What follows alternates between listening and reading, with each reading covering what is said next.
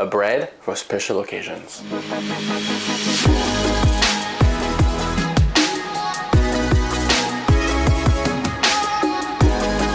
Welcome back everyone. Today we are not cooking a French dish.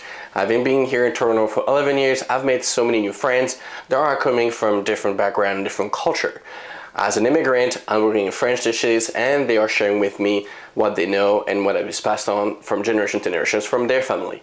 And today we are going to do challah. Challah is a Jewish bread often eaten during celebrations. The one I'm going to do will be topped with some sesame seeds, and inside I've flavored it with a bit of orange blossom and vanilla. It is a bit similar to something I know, which is a brioche. However, it doesn't contain any dairy. So some resemblance which will help me achieve this dish.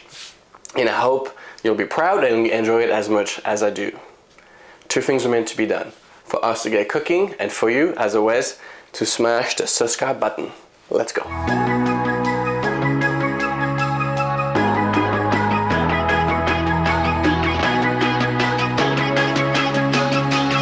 Alright, so first we're going to activate our yeast, which we're going to mix with some of the sugar and some water, warm but not too hot. We're going to give that a whiskey business, cover it up and let it rest for 10 minutes. In the meantime, in my mixer, and again I'm using the strong one, I'm going to mix my salt and my flour. We're going to mix it for about 30 to 45 seconds.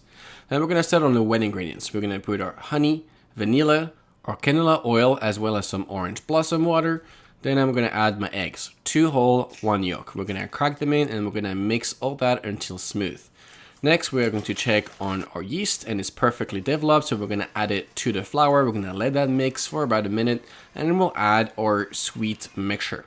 We're going to let that work with the hook attachment for about 7 to 8 minutes. Okay, you really have to develop that gluten, as you can see. Then I'm going to finish it by hand. So I'm going to work it probably for another 4 to 5 minutes. And you really want to stretch that dough, just like I'm doing right now, to really get that texture that will be awesome later. And we'll then place it in the bowl with some oil and we're going to wrap it with towel or some cling film. All right, so now the dough needs to rest and proof. So we're going to give it about 2 hours in a warm space or until it doubles in size. So we'll catch you in a little bit. 2 hours later.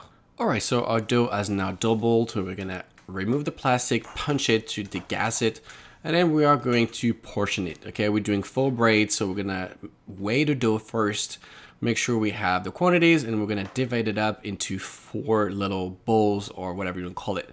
Then you want to shape it, okay? So it's important to kind of like make sure it's pointy in the end and a little bit thicker in the center, okay? Just like so. Then to roll it, 4 braids, pretty much you're gonna put 2 braids on one side, the other 2 on the other, and you're gonna go right to left, and left to right. And you're gonna keep doing that all the way down. If you want a full video on braiding, just let me know and I'll do a video just on that to explain it slowly. I will then place the challah on the tray, my baking tray, set up with some seal pad, but you could also use parchment paper. Then we're gonna cover it once again so it doesn't create a skin. And we're gonna let it proof until it doubles in size. 1 hour later. Okay, so now I'm gonna grab the toppings, and literally it's just sesame seeds in this case, and I'm gonna crack an egg, a whole egg. You could just do egg and water, but what I like to use the white for is the sesame seeds going to stick onto the challah, right? So a little tip.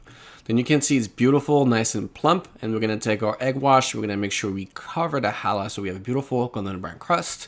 And then we're gonna add a sesame. You could do poppy seed, you can really do any toppings you wish. Then we're gonna put it in the oven at 350 for 25 minutes. Then we're gonna let it rest, which is super hard because you really want to crack at it.